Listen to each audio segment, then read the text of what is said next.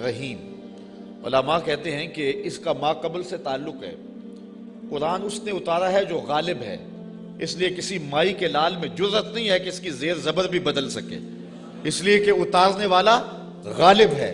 تو جب تک قرآن بولتا رہے گا، محبوب یہ گواہی موجود رہے گی اِنَّكَ لَمِنَ الْمُرْسَلِينَ، سارا زمانہ انکار بھی کرتا رہے، قرآن کی بولی تیری گواہی پیش کرتی رہے گی۔ اور دوسری صفت لگائی رحیم، قرآن اس نے نازل کیا ہے جو رحیم ہے۔ علماء فرماتے ہیں اس کی مناسبت کیا ہے؟ کہا کہ اس کے رحیم ہونے کی یہ تھوڑی دلیل ہے کہ رب ہو کے بندوں سے بات کر رہا ہے، اس نے قرآن اتارا ہے اور رب ہو کے بندوں سے ہم کلام ہو رہا ہے اپنے محبوب کی وساطت سے، تو یہ اس کے رحیم ہونے کی دلیل ہے۔ تو یہ اس نے نازل کیا جو غالب بھی ہے، جو رحیم بھی ہے۔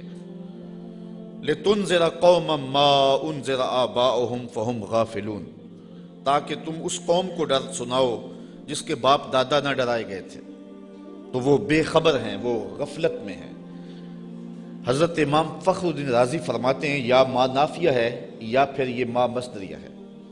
جن لوگوں نے اس کا ترجمہ کیا ہے عمومی طور پہ مفسرین ادھر ہی گئے ہیں کہ یہ ما نافیہ ہے، تو مفہوم ہوا کہ محبوب آپ اس قوم کو ڈرائیں، مدتیں ہوئی ان کے آباء و اجداد کو بھی کسی نے ڈر نہیں سنایا تھا، تو وہ غفلت میں پڑ گئے ہیں۔ حضرت عیسیٰ علیہ السلام کے اٹھائے جانے اور حضور کے پیدا ہونے کے درمیان 571 سال کا فاصلہ ہے، پھر 40 سال کے بعد حضور نے اعلان نبوت کیا، تو 611 سال ہو گئے تھے کہ قوموں نے وحی کا اجالا نہیں دیکھا تھا، اور اتنی دیر اندھیرے میں رہنے کے بعد اب روشنی ان کو عجیب لگتی تھی۔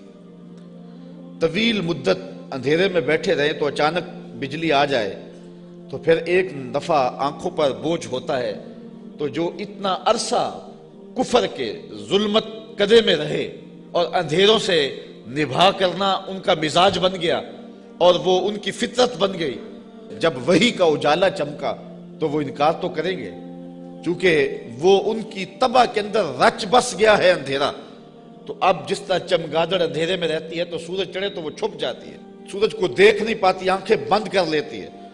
تو اسی طرح جو لوگ اتنا طویل عرصہ اندھیرے میں رہے تھے، تو اب حضور کی نبوت کا سورج چمکا تو انہوں نے انکار تو کرنا ہی تھا، انہوں نے تو چھپنا ہی تھا، مخالفت تو کرنی تھی، اس لیے کہ اندھیرے کے خوگر بن گئے ہوئے تھے۔ فَهُمْ غَافِلُونَ، تو وہ غافل ہو چکے تھے، ان کی فطرت میں، ان کی طبع میں اور ان کے دل میں راسخ ہو چکے تھے اندھیرے۔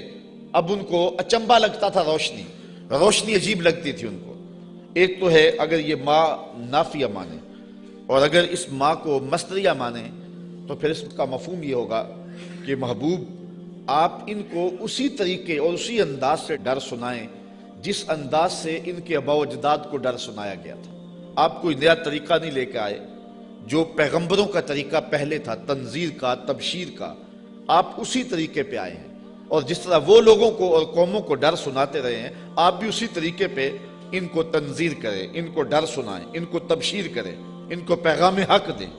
یعنی آپ کا وہی طریقہ ہوگا جو آپ سے قبل پیغمبروں کا طریقہ رہا ہے، اور جس طرح ان کے آباء و اجداد کو ڈرایا گیا، پیغمبروں نے ان کے بڑوں کو ڈرایا، ان کو بھی آپ اسی طریقے سے ڈرانے کے لیے آئے ہیں۔ اور دوسرا مفہوم جو ما نافیہ کے ساتھ ہے کہ آپ اس قوم کو ڈرانے آئے ہیں، ان کو ڈر سنانے آئے ہیں، ان کو تنذیر کرنے آئے ہیں۔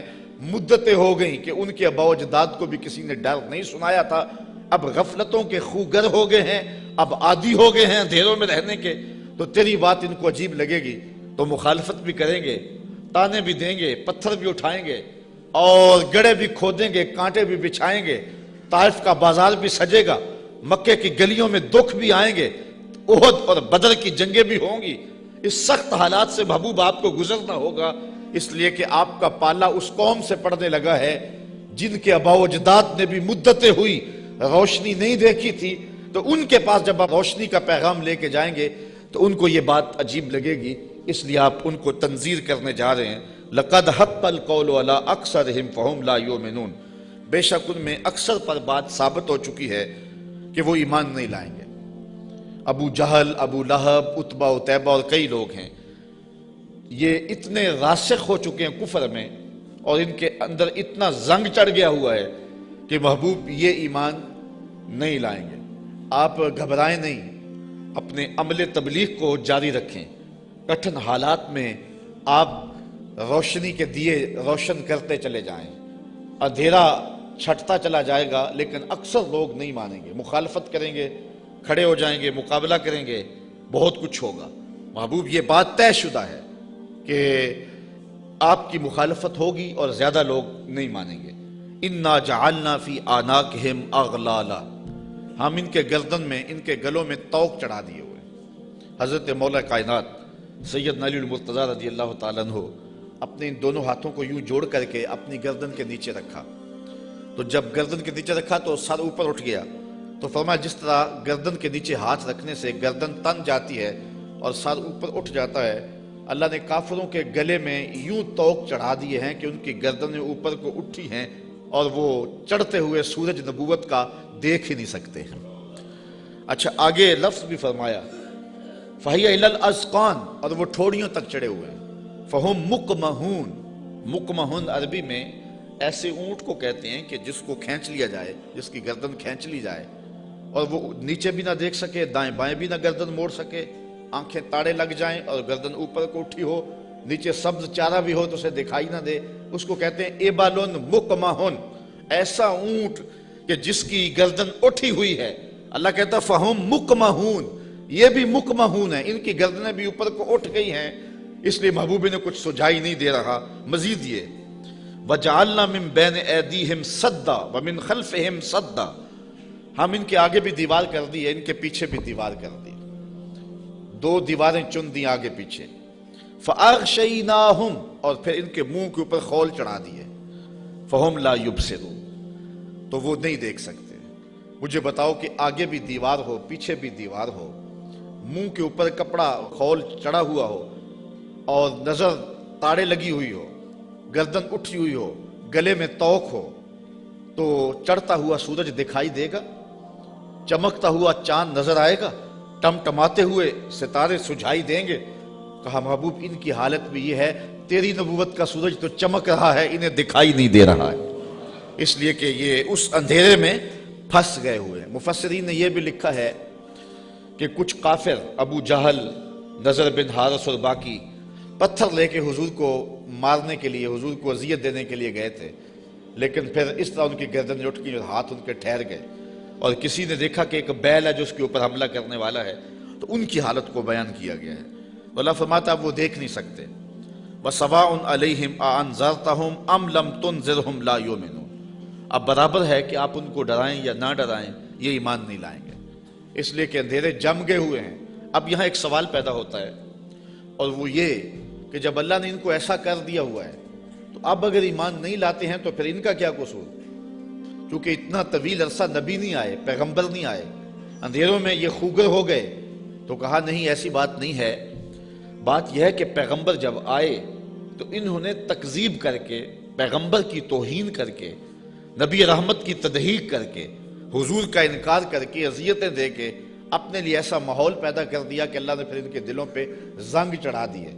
اب یہ کچھ دیکھ نہیں سکتے، تو یہ نہیں تھا کہ ان کو روشنی دی نہیں گئی تھی، ان کو اجالا فطرتاً بھی دیا گیا تھا، انہوں نے اسے بھی مسخ کر لیا، اور ان کو روشنی پیغمبر رحمت کے ذریعے سے بھی آئی تھی، انہوں نے اس کا بھی انکار کر دیا۔ اب اس حالت میں پہنچ گئے پیغمبر کی توہین کی وجہ سے کہ رب کی غیرت بھی جوش میں آئی، رب نے دیواریں چن دی، اب کچھ دکھائی دے نہیں رہا۔ یار اس سے بڑھ کر کیا بات ہے کہ چاند ٹکڑے ہو کے قدموں میں آئے اور یہ پھر بھی نہ مانے، سورج پلٹ کے اثر کے وقت پہ آئے، یہ پھر بھی نہ مانے، ابو جہل مٹھی میں کنکر لے کے آئے اور کہے آپ اللہ کے رسول ہیں، بتاؤ میری مٹھی میں کیا ہے، تو حضور بول کے کہیں میں بتاؤں یا جو مٹھی میں وہی بتا دے، تو اب بھی وہ نہ مانے اور کہے ھذا من سحر ابن ابی کبشہ، یہ ابو کبشہ کا جادو ہے جو سر چڑھ کے بول رہا ہے۔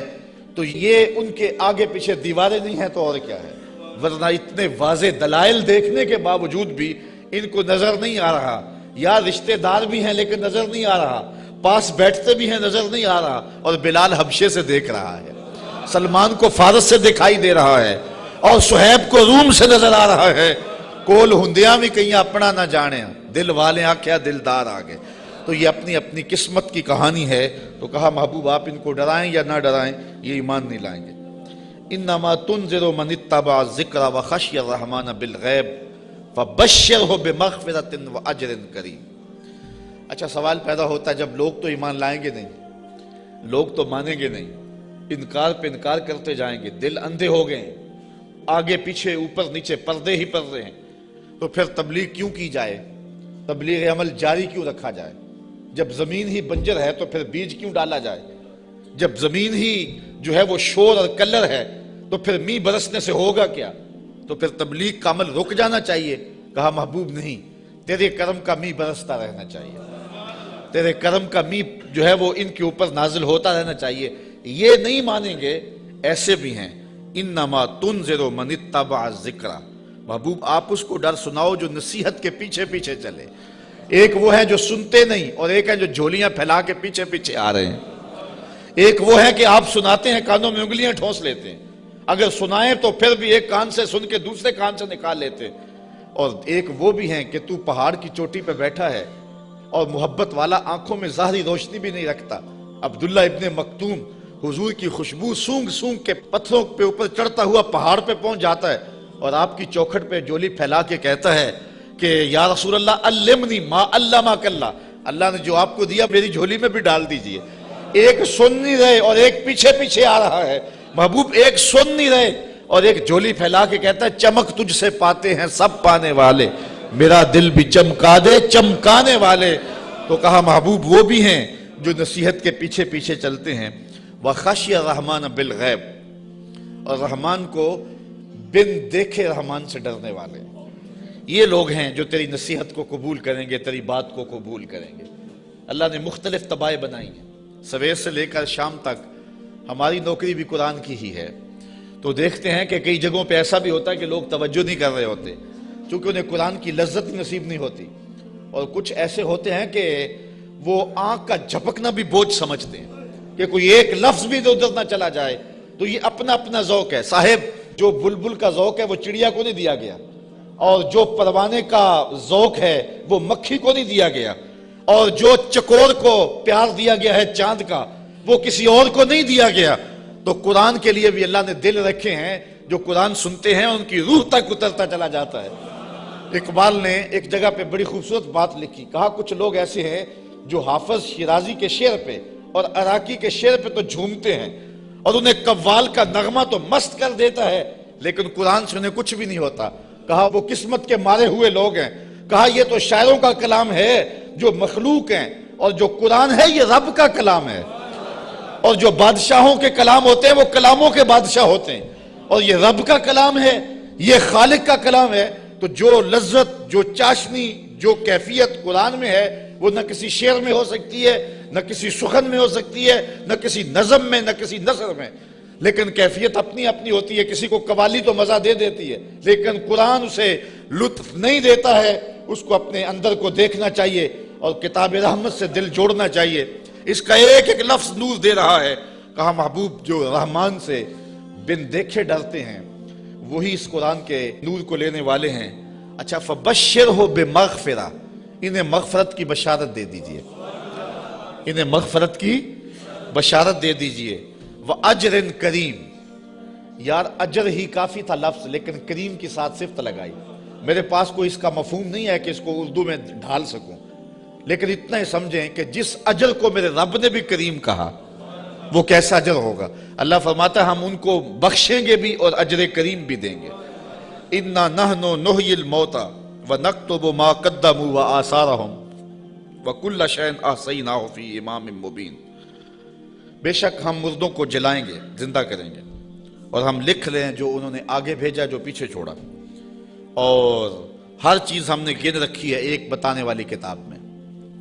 آج کوئی مانے یا نہ مانے، انکار کرے یا اقرار کرے، تردید کرے یا تائید کرے، رخ پھیر لے یا جھولی پھیلا لے، محبوب آپ پریشان نہیں ہوں گے۔ ایک وقت آنے والا ہم قبروں سے مردوں کو اٹھائیں گے، آج کوئی مانے یا نہ مانے، ہم نے لکھی ہوئی ہے، ایک ایک بات لکھی ہوئی ہے، وہ روشن کتاب میں۔ قیامت کے دن نامہ اعمال کھلے گا، سب سامنے آ جائے گا۔ تو محبوب آپ اپنے عمل کو جاری رکھیں، جو آپ کر رہے ہیں ہم وہ بھی لکھ رہے ہیں، اور جو آگے سے ان کے رویے ہم وہ بھی لکھ رہے ہیں۔ قیامت کے دن ہر شے سامنے ہوگی اور رب کی عدالت میں سارے فیصلے ہوں گے۔ اچھا، ایک تو یہ مفہوم ہے جو عامت المفسرین نے بیان کیا اس آیت کا، لیکن ابن عاشور نے اس کا ایک اور مفہوم بیان کیا ہے، اور ذرا سنیے۔ وہ کہتا ہے کہ اس آیت کو انا نحن نحیی الموتى، اس کو ہم ما قبل سے اگر ملا کے پڑھیں تو مفہوم اس کا کچھ اور نکلتا ہے، اور وہ یہ کہ محبوب تیری بات کو کچھ لوگ سنتے نہیں ہیں اور تو ان کے پاس جا کے بات سناتا ہے اور وہ پرواہ نہیں کرتے، ان کے اوپر نیچے آگے پیچھے زنگ ہیں اور پردے ہیں، لیکن محبوب تیرے کرم کا می برستا رہنا چاہیے، ایک دن آئے گا مردے بھی جی اٹھیں گے۔ محبوب تیرے کرم کا می برستا رہے، ایک دن آئے گا ان شور اور کلر زمینوں میں بھی پھول کھل اٹھیں گے، اس لیے تو کرم فرماتا رہے اور تو تبلیغ کا عمل جاری رکھ۔ روزانہ پتھر پہ بھی ایک قطرہ گرے تو ایک دن سوراخ وہاں بھی ہو جاتا ہے، اور محبوب تیری مٹھی بولی جاری رہنی چاہیے، ایک دن زمانہ تیرے کلمے پڑے گا۔ اور پھر فتح مکہ کے دن لوگوں نے دیکھا سب کے لبوں پہ ترانے میرے حضور کے ہی تھے۔ تو یہ ہے ایک مفہوم۔ اچھا، یہ بات بیان کرنے کے بعد جو اگلا رکوع ہے، مضمون لمبا نہ ہو جائے لیکن میں کچھ مضمون آپ کے سامنے رکھ دیتا ہوں اختصار کے ساتھ۔ اللہ نے اپنے محبوب کے غلاموں کو ان کٹھن حالات میں تسلی دی۔ وَضْرِبْ لَهُمْ مَثَلًا أَصْحَابَ الْقَرْيَةِ، محبوب انہیں اس شہر والے لوگوں کی کہانی سناؤ۔ یہ محبوب کے قلب کو اور حضور کے غلاموں کے دل کی تسکین کے لیے اللہ نے کہا، چونکہ کہانیوں کے ساتھ ویسے بھی انسان کا جو رجحان ہے وہ طبعی ہوتا ہے، فطری ہوتا ہے۔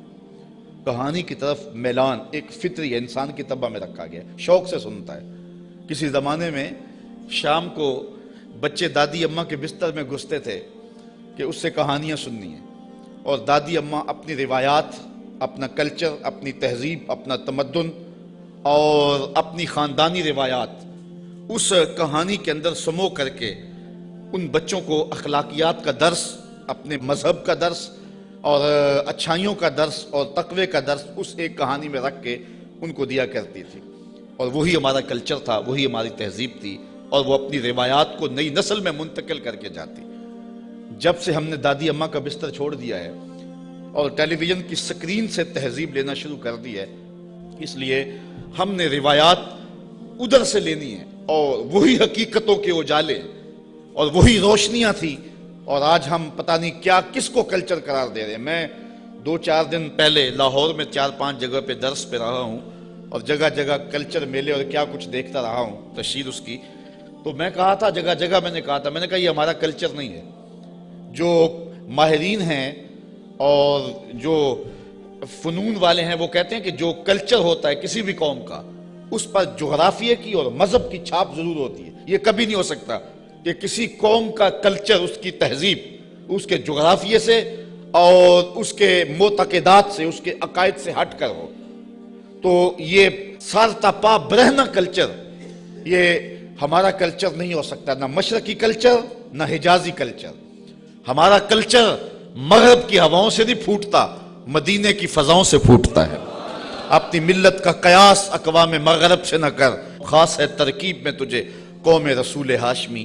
آج جو کلچر ہمیں دیا جا رہا ہے وہ قطعاً ہماری روایات نہیں ہے، ہمارا کلچر نہیں ہے، ہمارا تمدن نہیں ہے، ہماری تہذیب نہیں ہے۔ تو بہرحال دادی اماں سے وہ کہانیاں سننا، یہ شوق اور رجحان، یہ فطری ہے۔ تو اللہ تعالیٰ نے قرآن مجید میں کئی کہانیاں ہماری ہدایت کے لیے بیان کی ہیں، اور یہ کہانی بھی وَضْرِبْ لَهُمْ مَثَلًا أَصْحَابَ الْقَرْيَةِ، محبوبی نے اس بستی کے لوگوں کی کہانی سنائی۔ وہ ایک بستی تھی جس کا نام تھا انطاکیہ، اور یہ شام کے غربی علاقے میں واقع ہے۔ وہاں اللہ نے 2 رسول بھیجے ان لوگوں کی ہدایت کے لیے۔ خوشحال بستی تھی، اللہ نے 2 رسول بھیجے، انہوں نے دونوں کا انکار کر دیا۔ اللہ نے ان کی تائید کے لیے تیسرا رسول بھیجا، انہوں نے اس کا بھی انکار کر دیا، حتیٰ کہ ان نبیوں کی تکذیب کی، انہیں گالیاں دی، اور پتھر لے کر ان نبیوں کو شہید کرنے پر آمادہ ہو گئے۔ جب نبیوں کو قتل کرنے لگے تو شہر کے ایک کنارے پر ایک شخص رہتا تھا، اسے جب پتہ چلا کہ یہ نبیوں کو قتل کر رہے ہیں میری قوم کے لوگ، تو تھا تو وہ مسکین آدمی، لیکن اس کے دل میں جذبہ جاگا، وہ وہاں سے دوڑتا ہوا آیا اور اپنی قوم کو کہنے لگا تم قتل کرنے لگے ہو، میں کہتا ہوں ان کے قدم چومو۔ تو وہ جتنے پتھر تھے ان نبیوں پر برسنے کے لیے آمادہ تھے وہ اس شخص پہ برس گئے، اور پھر وہ شہید ہو گیا۔ پھر اس کی لاش سے آواز کیا آئی؟ یہ قرآن کی بولی ہے، ذرا توجہ کر لیں۔ میں اس کی تفصیلات میں تو نہیں جاؤں گا، لیکن اختصار کے ساتھ مضمون آپ نے سن لیا. اب قرآن کا لہجہ دیکھیے. وَضْرِبْ لَهُمْ مَثَلًا أَصْحَابَ الْقَرْيَةِ، محبوب نے اس بستی کے لوگوں کی کہانی سنائیے. اِذْ جَاءَهَا الْمُرْسَلُونَ، جن کے پاس رسول آئے. اِذْ أَرْسَلْنَا إِلَيْهِمُ اثْنَيْنِ، ہم نے ان کی طرف 2 رسول بھیجے. فَكَذَّبُوهُمَا، اس قوم نے ان دونوں کی تکذیب کر دی. فَعَزَّزْنَا بِثَالِثٍ، ہم نے تیسرا بھیجا. فَقَالُوا إِنَّا إِلَيْكُمْ مُرْسَلُونَ، ان رسولوں نے کہا کہ ہم تمہاری جانب رسول بن کے آئے ہیں. قالوا، قوم نے کہا، ما انتم الا بشر مثلنا، تم تو ہمارے جیسے بشر ہو. یہ بدبخت اور بد نصیب قوموں کا مزاج رہا ہے کہ پیغمبروں سے روشنی اور نور لینے کی بجائے ان کو بشر کہہ کے ان کی رحمتوں سے اور ان کے دامن سے پھوٹتی ہواؤں سے اور ان کے سینے سے نکلتی شعاؤں سے اور ان کے من سے وابستہ روشنیوں سے اپنے آپ کو محروم کر لیتے ہیں. اور ان کا چلنا پھرنا اور ان کا اٹھنا بیٹھنا، ان کا شادی اور نکاح کرنا اور ان کا بال بچوں میں رہنا اور ان کا بازار میں آنا جانا، اس کو وہ کہتے ہیں کہ یہ اگر نبی ہوتے تو یہ کیوں ہوتا. یہ عجیب بات ہے. ان کی عظمتوں کے پہلوؤں کو چھوڑ کے نظر یہاں رکھ دیتے ہیں، حالانکہ یہ بھی انسانیت کے نمونے کے لیے اور ہدایت کے لیے ہوتا ہے. یہاں میں بہت لمبی بات نہیں کروں گا، اگرچہ یہ عنوان ایک لمبی گفتگو کا متحمل ہے. ایک بات کروں گا کہ اصل بدبختی ہے لوگوں کی.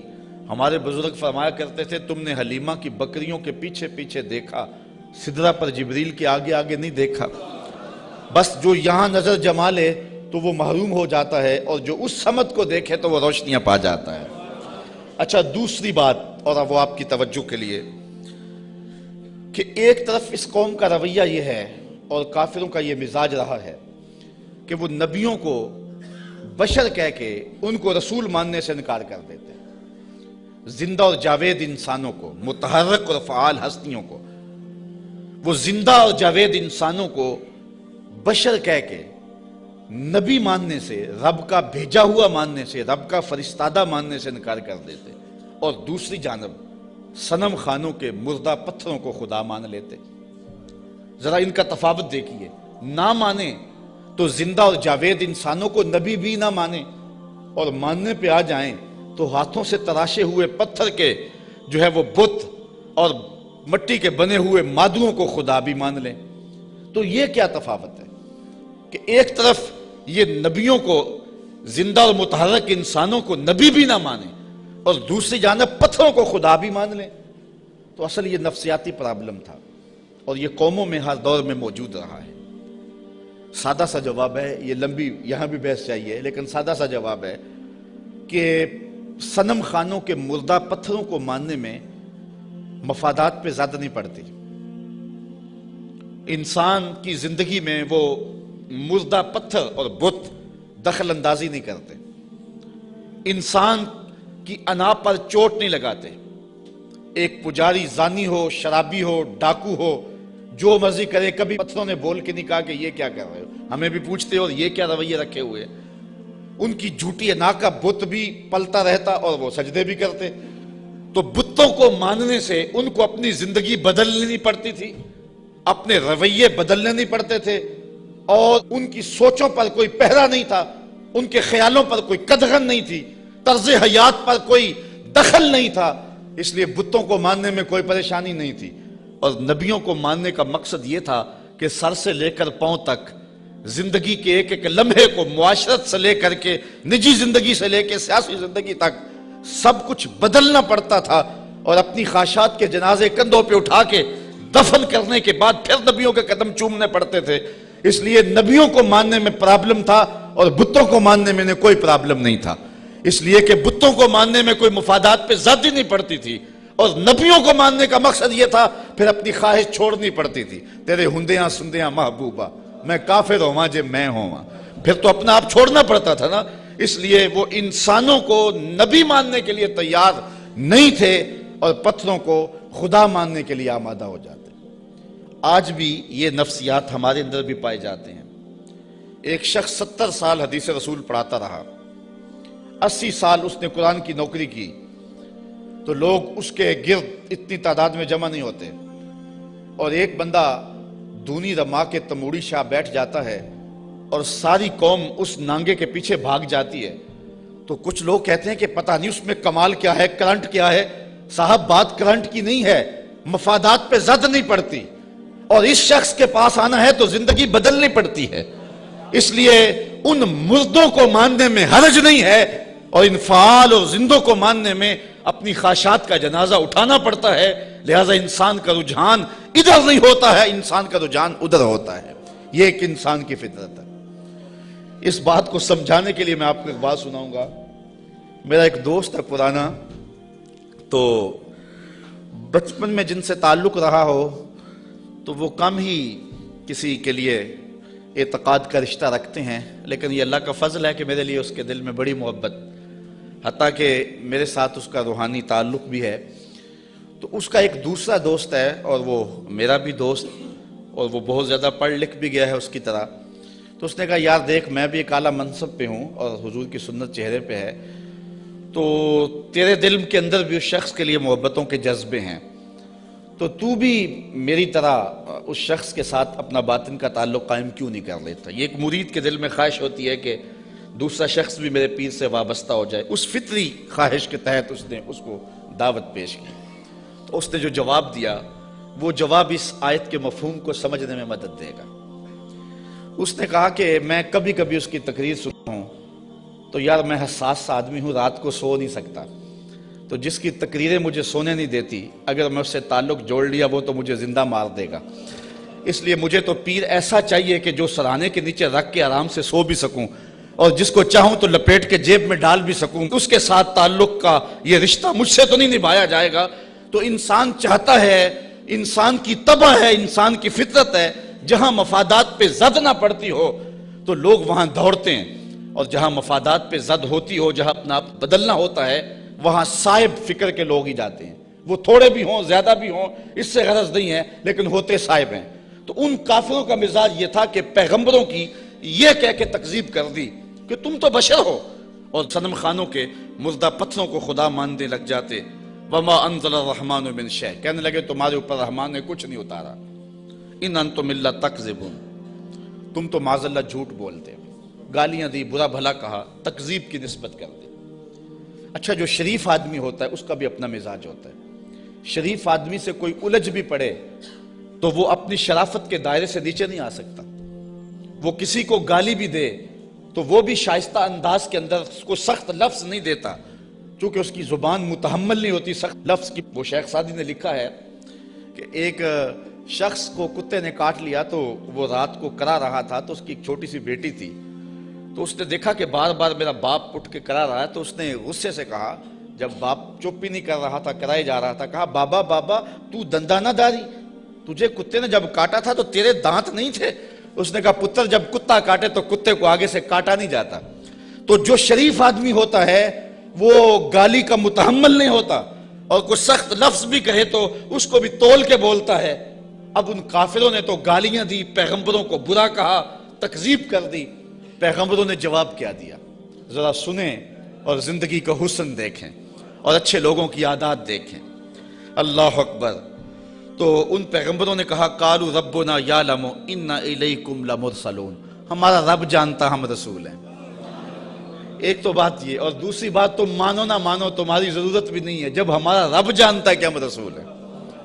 یہاں بات سمجھانے کے لیے مجھے پھر ایک مثال دینا پڑے گی۔